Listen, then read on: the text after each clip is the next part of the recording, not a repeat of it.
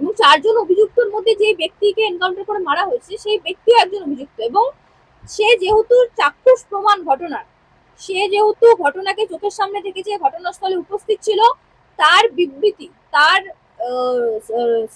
Statement record করা এবং সেই স্টেটমেন্ট গুলো তদন্তের জন্য, তদন্তের প্রক্রিয়ার জন্য, বিচারকদের দেখার জন্য, সঠিক বিচার নিয়ে আসার জন্য অত্যন্ত দরকার ছিল। কারণ কোথাও একটা গিয়ে ইনভেস্টিগেশন প্রসেসটা এখানটায় ট্যাম্পার হতে পারে, ইনভেস্টিগেশন প্রসেসটা কোথাও একটা গিয়ে এখানে অন্য দিকে যেতে পারে। কারণ আসল সত্যটা আসা খুব দরকার ছিল সাধারণ মানুষের সামনে। আমরা এখানে সকলেই চাই যে যারা ধর্ষক, যারা শুধুমাত্র ধর্ষণ কেন, যে কোনো ঘটনা, যে কোনো ক্রাইম, যে কোনো অপরাধে যারা অপরাধী তাদেরকে দৃষ্টান্তমূলক শাস্তি দেওয়া হয়, যাতে সমাজের ব্যবস্থাটা ঠিকঠাক থাকে, সমাজ যাতে সঠিক নিয়মে চলে, সাধারণ মানুষ যাতে সুরক্ষায় থাকে, সাধারণ মানুষ যাতে রাতে শান্তিতে ঘুমাতে পারে। আজকে পশ্চিমবঙ্গে এমন পরিস্থিতি, সাধারণ মানুষ রাতে ঘুমাতে পারে না। যাদের বাড়িতে ছোট মেয়ে আছে, বাচ্চা মেয়ে আছে, যাদের বাড়িতে শুধুমাত্র বাচ্চা মেয়ে, যাদের বাড়িতে মেয়ে আছে, মহিলারা আজকে আমাদের দেশে সুরক্ষিত না, আমাদের রাজ্যে সুরক্ষিত না। তাহলে বারংবার এই ঘটনাগুলো যখন ঘটছে, অপরাধীদেরকে দৃষ্টান্তমূলক শাস্তি দিতে হবে। কিন্তু এনকাউন্টারটা কখনো তো সলিউশন না। কারণ হচ্ছে কোথাও একটা গিয়ে এনকাউন্টার মাঝ রাস্তায় গিয়ে তদন্ত প্রক্রিয়াটাকে আটকে দিচ্ছে, আসল তদন্ত হচ্ছে না। বিচার ব্যবস্থা সেই জন্য আছে আমাদের সমাজে।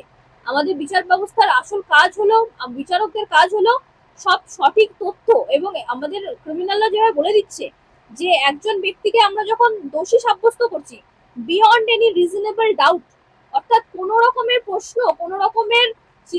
প্রশ্ন যাতে না আসে, কোনো রকমের এখানে বিভেদ না আসে, মতের বিভেদ না আসে একজন ব্যক্তিকে দোষী বলার আগে, একজন বিচারক একজন মানুষকে দোষী সাব্যস্ত করার আগে সমস্ত রকমের চিন্তা ভাবনা, সমস্ত রকমের উইটনেস, সমস্ত রকমের প্রশ্ন, যা যা উত্তর আসতে পারে সবকিছু দেখে শুনে বিচার করে তারপরে একজন বিচারক একজন দোষীকে দোষী সাব্যস্ত করছে এবং তারপর তাকে শাস্তি দেওয়া হচ্ছে। কারণ এটা একটা অনেক বড় জায়গা, যে কারোর বিরুদ্ধে অভিযোগ থাকলে যে সেই ব্যক্তি আসল দোষী সেটা নয়। আমাদেরকে ক্রিমিনাল ল সেটাই শেখায়, ক্রিমিনাল আইন আমাদেরকে সেটাই শেখায়। এবং আইনজীবী হিসেবে আমি সেই জন্যই বলবো যে এখানে একজন ব্যক্তির এনকাউন্টার হয়েছে, মানুষ আবেগ দিয়ে জিনিসটাকে দেখছে, মানুষ খুব খুশি হচ্ছে, সোশ্যাল মিডিয়াতে অনেকে সেলিব্রেট করছে, কিন্তু বিষয়টা সেলিব্রেট করার না। আগামী দিনে যে কেউ যে কারোর বিরুদ্ধে অভিযোগ আনতে পারে, এবং সেই অভিযোগের ভিত্তিতে যদি পুলিশ কাউকে এনকাউন্টার করে দেয়, তাহলে আগামী দিনগুলো অত্যন্ত ভয়ঙ্কর হতে চলেছে, অত্যন্ত ভয়াবহ দিন আমরা দেখতে চলেছি।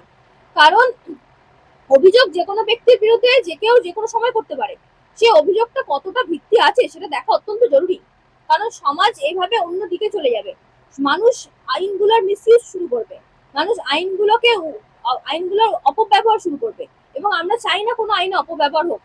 প্রত্যেকটা মানুষকে আইনের আওতায় নিয়ে আসা হয়, এবং আইন সবার উপরে, আইনে যা বলা আছে সেটা সবার উপরে থাকবে। অর্থাৎ প্রশাসনকে ক্ষমতা দেওয়া নেই যে প্রশাসন এসে এরকম কোনো ব্যক্তির, কোনো অপরাধী যার বিরুদ্ধে মামলা চলছে, যাকে অভিযুক্ত করা হয়েছে, তাকে এইভাবে রাতারাতি এনকাউন্টার করা। সব থেকে বড় কথা, এনকাউন্টারের প্রসেস নিয়ে ওখানে প্রশ্ন উঠছে যে এনকাউন্টারটা কেন এরকম মাঝরাতে হলো, সেই এনকাউন্টার প্রসেসটাও এখানে যথেষ্ট কোশ্চেনেবল ব্যাপার। আমাদের মব লিঞ্চিংটাকেও আমরা সাপোর্ট করছি না, আমরা এনকাউন্টারটাকে সাপোর্ট করছি না।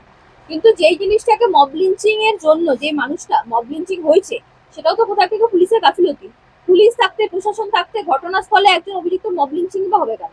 যেমন এনকাউন্টার প্রসেসে একজন ব্যক্তির মৃত্যু হচ্ছে, তার জন্য কোথাও একটা গিয়ে তদন্ত আটকে যাচ্ছে, তদন্ত কোথাও একটা গিয়ে সঠিক হতে পারে না, তদন্ত জলঘোলা হয়ে যেতে পারে, আসল সত্য চাপা পড়ে যেতে পারে। ঠিক সেরকম ভাবে মব লিঞ্চিং এর কারণে একজন ব্যক্তির মৃত্যু হলে আসল সত্য চাপা পড়ে যেতে পারে। অতএব আমরা এখানে মব লিঞ্চিংটা যে হয়েছে সেটা কার জন্য? যে মব লিঞ্চিং পুলিশের গাফিলতির জন্য হয়েছে। পুলিশ যদি সঠিক সময় পৌঁছাতো, যখন পুলিশ জানতে পারছে একটা বাচ্চা মেয়ে নিখোঁজ আছে, অনেকক্ষণ ধরে নিখোঁজ আছে, এলাকার মানুষ তাকে খুঁজে বেড়াচ্ছে, এলাকার মানুষের সাহায্য নিতে হচ্ছে তাকে খোঁজার জন্য, তাহলে পুলিশ এই ঘটনাস্থলে এতটা নেগলিজেন্স করলো কি করে যে মব লিঞ্চিং এর মতো একটা ঘটনা ঘটলো? এবং মব লিঞ্চিং এর মতো ঘটনা ঘটার পরে পুলিশ যেটা করছে, এখন পুলিশ যেটা আমি শুনছি যে এলাকা পুরো থমথমে নিস্তব্ধ হয়ে গেছে, এলাকা থেকে পুলিশ যাকে পাচ্ছে তাকে নিয়ে চলে আসছে। তো এইটাও পুলিশ এখন যে র্যাপিড অ্যাকশনটা নিচ্ছে, এই অ্যাকশনটা যদি পুলিশ আগে নিত, এই অ্যাকশনটা যদি আগে নেওয়া হতো, তাহলে হয়তো কোথাও আপনাকে আসল 4জন অভিযুক্তকে বাঁচানো যেত, 4জন অভিযুক্তকে তদন্তে ব্যবহার করা যেত, 4জন অভিযুক্তের কাছে আসল সত্য জানা যেত, এবং 4জন অভিযুক্তকে তাদের প্রাপ্য শাস্তি দেওয়া যেত। কারণ প্রাপ্য শাস্তিটা এখানে আমরা চাইছি, আমরা এখানে চাইছি না তারা তাদের প্রাপ্য শাস্তি পায়, কঠোরতম শাস্তি পায়, এবং সেটা আইনি প্রক্রিয়ার মাধ্যমে পায়। শাস্তিটা এখানে যতটা গুরুত্বপূর্ণ, সঠিক নিয়মে শাস্তিটা দেওয়া হচ্ছে কিনা সেটাও ততটাই গুরুত্বপূর্ণ।